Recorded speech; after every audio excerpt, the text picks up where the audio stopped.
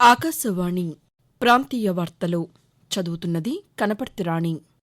ముఖ్యాంశాలు: పసుపు ఉత్పత్తిలో భారత్ను అగ్రస్థానంలో నిలబెట్టేందుకు జాతీయ పసుపు బోర్డును ఏర్పాటు చేశామని కేంద్ర వాణిజ్య శాఖ మంత్రి పీయూష్ గోయల్ వెల్లడించారు.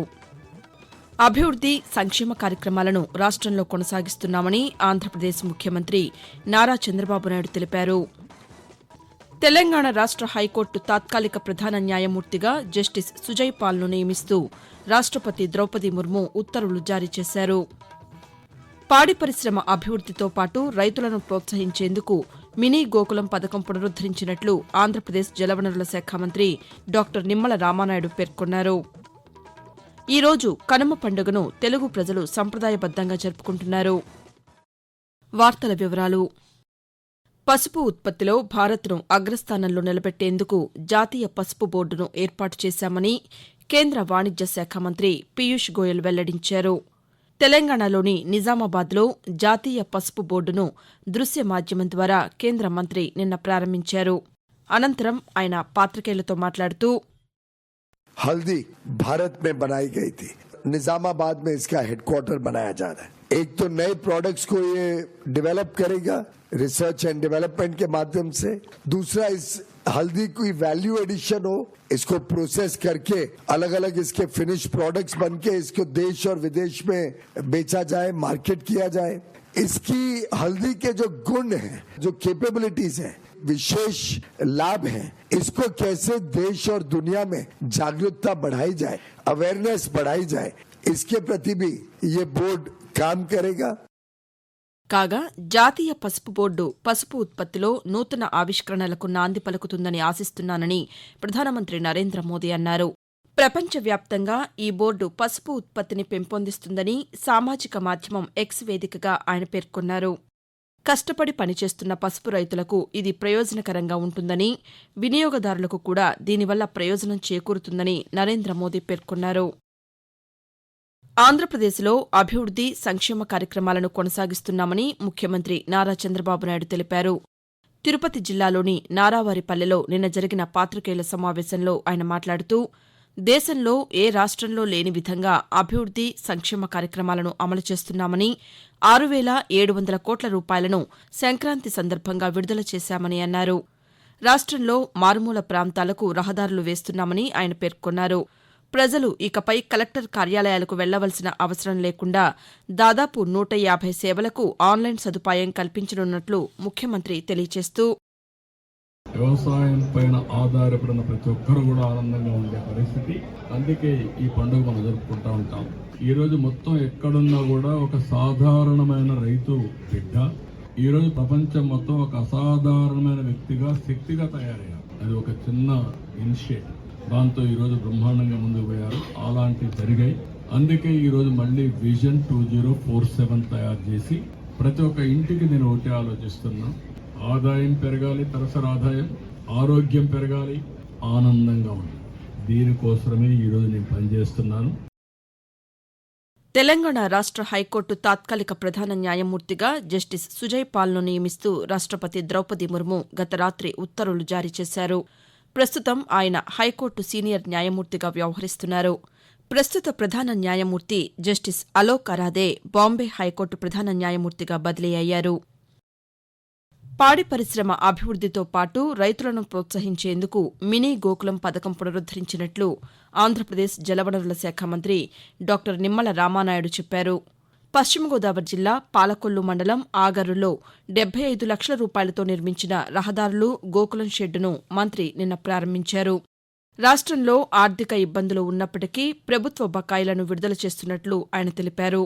ఎన్టీఆర్ వైద్య సేవ ఆసుపత్రులకు గత ప్రభుత్వం బకాయి పెట్టిన 500 కోట్ల రూపాయలను విడుదల చేయడం జరిగిందని మంత్రి పేర్కొంటూ, రాష్ట్రంలో ఎన్డీఏ ప్రభుత్వం వచ్చిన తర్వాత ఈ 5-6 నెలల్లోనే గుంతలు లేనిటువంటి ఆంధ్రప్రదేశ్ అనేటువంటి ఉద్దేశంతో R&B శాఖ గాని ప్రతి వీధికి కూడా సిమెంట్ రోడ్లు, డ్రైన్లు, వసతులు ఏర్పాటు చేయాలని, ఎవరైతే రైతులున్నారో ఆ రైతులకి పశువుల నిమిత్తం గోశాల షెడ్స్ కూడా 90% సబ్సిడీతో 2 లక్షల రూపాయలు యూనిట్ కాస్ట్ ఉంటే 1,80,000 రూపాయలు ప్రభుత్వమే నేరుగా చెల్లిస్తున్నటువంటి పరిస్థితి.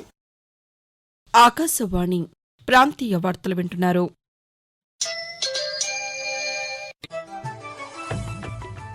నిరంతర వార్తా విశేషాల కోసం ఆకాశవాణి సామాజిక మాధ్యమ వేదికలైన న్యూస్ ఆన్ ఎయిర్ యూట్యూబ్ ఛానల్ను, newsonair.gov.in వెబ్సైట్ను, ట్విట్టర్లో ఆల్ ఇండియా రేడియో న్యూస్ను వీక్షించండి. తెలుగు ప్రాంతీయ వార్తా విశేషాల కోసం ఆకాశవాణి న్యూస్ విజయవాడ మరియు ఆకాశవాణి న్యూస్ విశాఖపట్నం యూట్యూబ్ ఛానల్స్ను వీక్షించండి.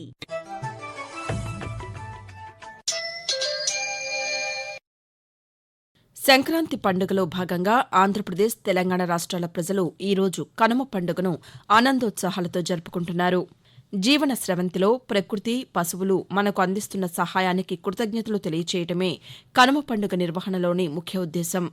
పొలం పనులు పూర్తయి పండించిన పంటలు ఇళ్లకు వచ్చిన సందర్భంగా ఏడాది పొడవునా ఈ మహాక్రతువులో సహాయం అందించిన పశువులను రైతులు పూజిస్తారు. అంతేకాకుండా ఇళ్లకు ధాన్యపు కంకులను కట్టి పక్షులను కూడా ఆదరించటం సంప్రదాయంగా వస్తోంది. కాగా ఆంధ్రప్రదేశ్లో జరుగుతున్న సంక్రాంతి సంబరాలపై మరిన్ని విశేషాలను మా ప్రతినిధి సత్యనారాయణ అందిస్తారు. రామచంద్ర రామ ప్రేమో నామీ మకర సంక్రాంతి జరుపుకోవడానికి ప్రజలు తమ స్వగ్రామాలకు తరలి రావడంతో ఆంధ్రప్రదేశ్లో సందడి వాతావరణం నెలకొంది. పశుపక్షాదులను పూజించడంతో పాటు రైతులు తమ కృషి ఫలితంగా ఇంటికి చేరిన పంటతో తెలుగు ప్రజలు సంక్రాంతికి స్వాగతం పలికారు. గాలిపటాలను ఎగరవేయడం, తెలుగింటి అమ్మాయిలు, ఆడపడుచులు రంగుల ముగ్గులను అద్దుకుంటూ అలుముకోవడం, రుచికరమైన పిండి వంటకాలను ఆరగిస్తూ ఆనందించడం ఆహ్లాదకరమైన కోలాహలం కనిపిస్తోంది. రంగురంగుల దుస్తులతో కూడిన వేషధారణలో హరిదాసు తంబుర వాయిస్తూ విష్ణుమూర్తిని కీర్తిస్తూ వీధుల్లో సంచరిస్తుంటే ఆనాది సంప్రదాయాల శోభ గ్రామాల్లో సంతరించుకుంది. బంధుమిత్రుల కలయికతో కుటుంబ బంధాలు పదిలమవ్వడంతో పాటు సామూహిక ఆటపాటలతో సామాజిక ఐక్యతకు సంక్రాంతి పండుగ ప్రతీకగా నిలుస్తోంది. సంక్రాంతి పండుగ వేళ సైబర్ మోసాల పట్ల అప్రమత్తంగా ఉండాలని తెలంగాణ సైబర్ సెక్యూరిటీ డైరెక్టర్ శిఖా గోయల్ సూచించారు.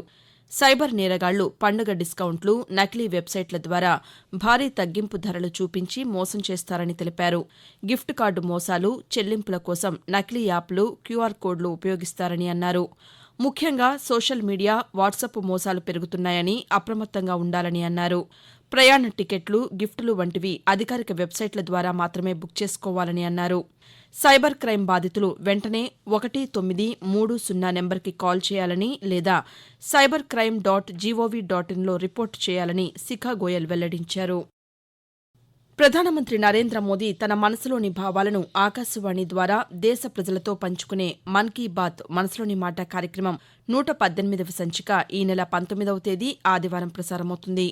మన్ కీ బాత్ కార్యక్రమానికి ప్రజలు తమ సూచనలు, సలహాలు అందించాలని ప్రధానమంత్రి కోరారు. ప్రజలు తమ స్వర సందేశాలను 1800117800 నెంబర్కు ఈ నెల 17వ తేదీ సాయంకాలం వరకు పంపవచ్చు. ఉత్తరప్రదేశ్ ప్రయాగ్రాజ్లో జరుగుతున్న మహాకుంభ్ 2025లో గంగా, యమున, సరస్వతీ నదుల సంగమం వద్ద 3.5 కోట్ల మందికి పైగా భక్తులు మొదటి అమృత స్నాన్ ఆచరించారు. స్నానాల తర్వాత భక్తులు ఘాట్ల వద్ద పూజలు చేసి ప్రార్థనలు చేస్తున్నారు. సంప్రదాయాన్ని పాటిస్తూ పండుగ పవిత్రతను మరింత పెంచే దానధర్మాల్లో కూడా పాల్గొంటున్నారు. ప్రాంతీయ వార్తలు ముగించే ముందు ముఖ్యాంశాలు మరోసారి. పసుపు ఉత్పత్తిలో భారత్ను అగ్రస్థానంలో నిలబెట్టేందుకు జాతీయ పసుపు బోర్డును ఏర్పాటు చేశామని కేంద్ర వాణిజ్య శాఖ మంత్రి పీయూష్ గోయల్ వెల్లడించారు.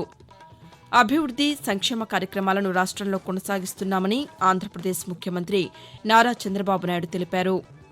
తెలంగాణ రాష్ట్ర హైకోర్టు తాత్కాలిక ప్రధాన న్యాయమూర్తిగా జస్టిస్ సుజయ్ పాల్ను నియమిస్తూ రాష్ట్రపతి ద్రౌపది ముర్ము ఉత్తర్వులు జారీ చేశారు.